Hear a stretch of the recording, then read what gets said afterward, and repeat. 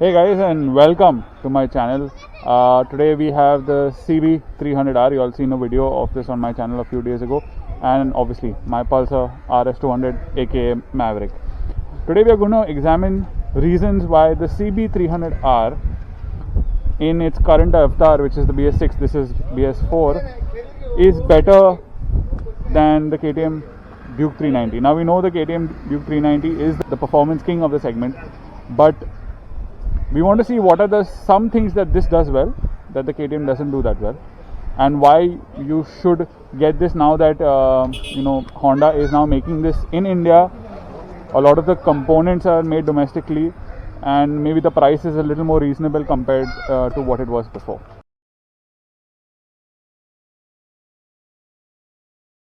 I have a KTM Duke 390 owner here, and we discussed saying that maybe the Honda has better quality overall compared to the KTM 390s.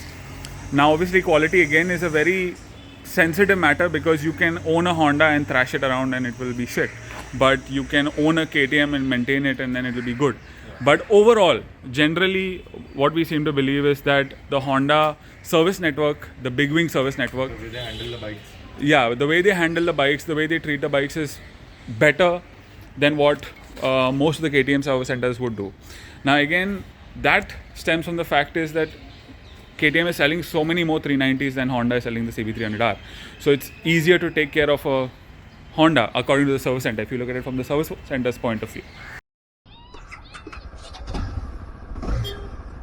So this is not my first time riding the CB300. But the first time I did ride it, I had ridden it just after I rode the Duke 390, and I remember thinking that, my god, this is so jumpy, so light compared to the 390. And yes, the figures are saying that the CB300 is 141 kgs compared to 171 on the Duke 390. So if weight is your concern, I think the CB300 has a leg up on the Duke 390. Now what that weight allows you to do is have a lot of acceleration. It's very urgent, and it's urgent not because of a lot of power, because this is still making about 30 bhp, but it's very, very light. And for motorcycles, being light is always a good thing. Being light means you can have more fuel efficiency. Being light means it's easier to ride. Being light also means it's very, very agile. And to make it more agile, the wheelbase on this bike is shorter than that on the 390. So agility wise, it's going to be much better. Another thing the CB300 has over the KTM Duke 390 is fuel efficiency. Because of the smaller engine, the CB300 is actually more fuel efficient when compared to the 390.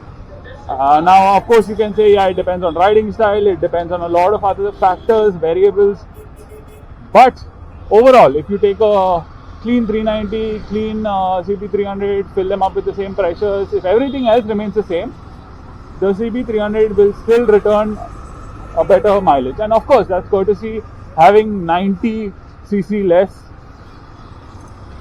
compared to the 390 Duke. I am quite impressed on how well judged the front suspension is. It's not very trashy and not very bouncy too. I'm surprised upside down forks being so good on bad roads. Of course, I'm riding the bike very slow over the bad roads because it's not my bike, and even if it was, I would not take it. So very well judged suspension. Look at the road is quite bad, but quite comfortable, especially the front. I'm not getting a lot of feeling from the rear, but the front is pretty good. So concluding notes or concluding thoughts, the Honda CB300R is a fabulous motorcycle. As a motorcycle alone, it's fabulous. It will last a lifetime. It's a Honda, it's reliable. The problem is the pricing. Honda has missed the ball with pricing, knowing fully well that the KTM 390 exists. It's not like the KTM 390 has come in later and then, Honda had to revise pricing or whatever. They've kept the pricing the same. It's not very competitive, and you're down on power, torque, performance on the larger scale of things. Now, Yes, you can say that it's a Honda, it's very smooth, but two Hondas I would like to mention which don't fit that bill of a smooth, reliable engine is the Hornet 2.0 and the CB300F, both of which vibrate when you push it to the limit.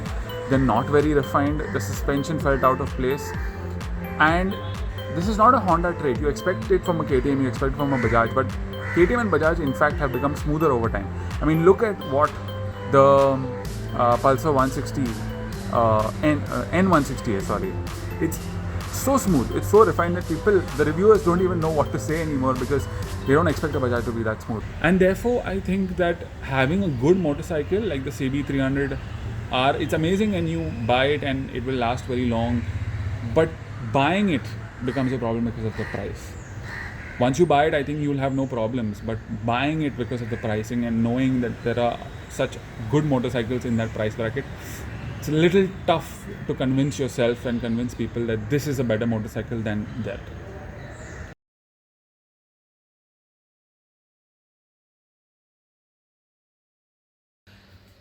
So that is all for this video. I will see you all in the next one. If you like this video, like, share, subscribe, and if you're planning to buy the CB300R, it's a great motorcycle, but also keep in mind the points that I mentioned in the video. Till then, like, share, subscribe, ride safe, and also ride hard. And yeah, with all of that riding safe and riding that you do, wear a helmet also.